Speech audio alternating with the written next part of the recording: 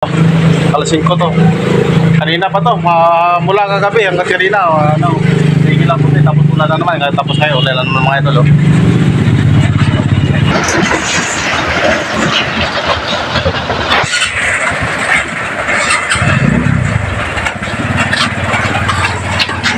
Mga idol, ito.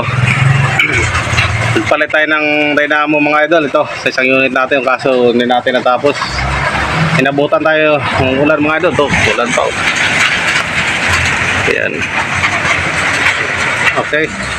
Yung isang dynamo kasi mga idol, yung cover na yung mismo, nabiyak, ay nag-crack. Hindi naman siya nabiyak, ito nag-crack, oh. Ayan, oh.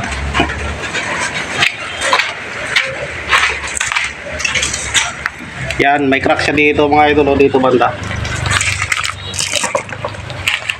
Okay. Medyo madilim lang. Ito ang crack mga idol, oh. Yan. Yan, pag ganyan ang crack. Nabasag. Pati dito, nag-crack din dito. Yan, oh. Yan. Kaya, kala natin bearing lang, kumakalitik. Yun pala, biyak na yung cover nito. May cover naman tayo dyan, available dito, oh. Yan, oh.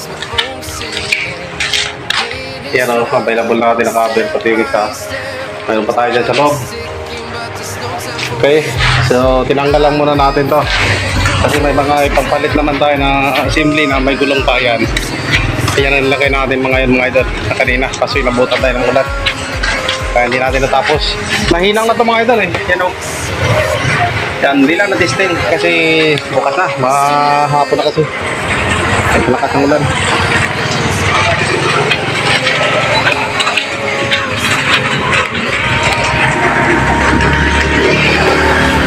Itong ginawa natin kanina mga idol, tapos na natin itong mga idol, itong kalitan natin bagong bubong, ito bago na yan, tapos na ito. Pintura na namin, kulang yung finishing natin sa dalawang ano, no. Saka kanina ginawa natin mga idol, ito naglagay tayo dito, ito sa paludo.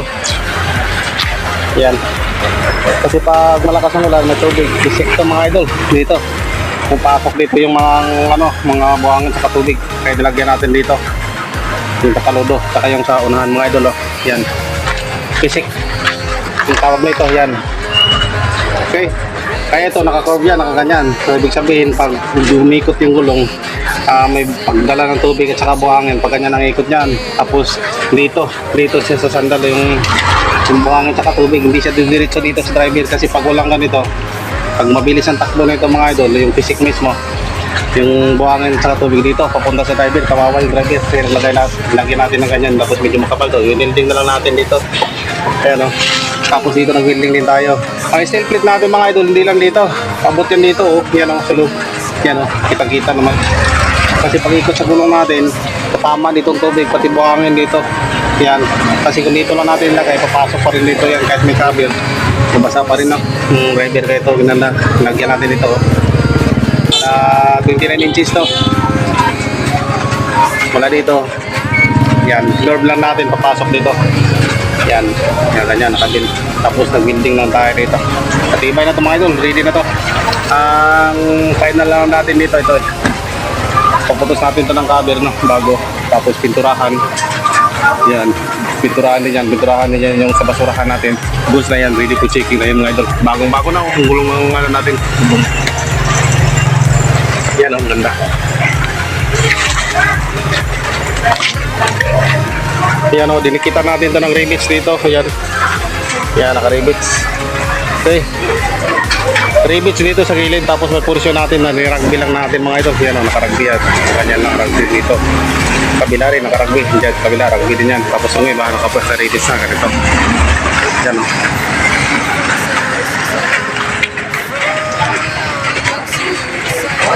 Okay. Yung mga unit natin mga idol, yan halos malapit na. Kakunting ano na lang yan, finishing din para pa-checking natin. Halimbawa nito yung additional natin.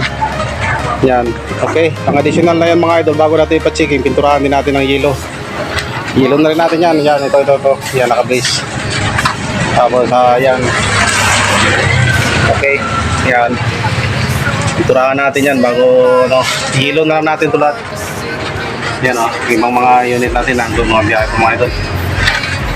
Okay, meron din tayo dyan isa. Yan, o. Nakaparada na yan, saka dito. Yan.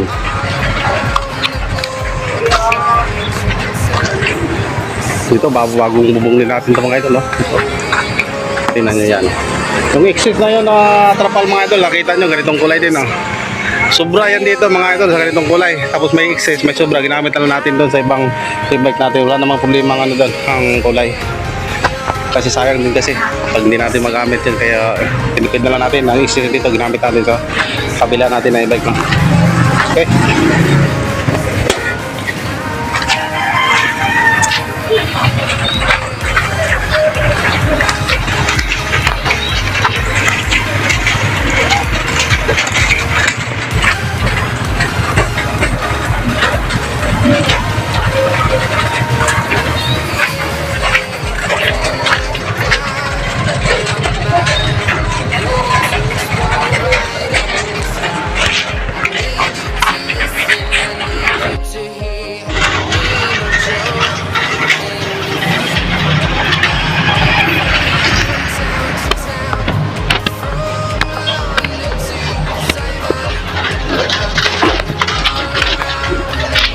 Kalat dito mga idol, ibang kalat dito, yun o.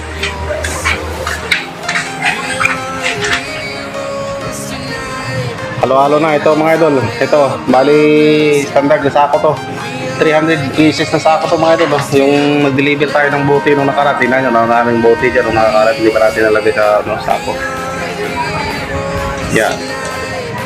Pag-shop talaga mga idol, ganito. Normal lang po yan, kalat na kalat.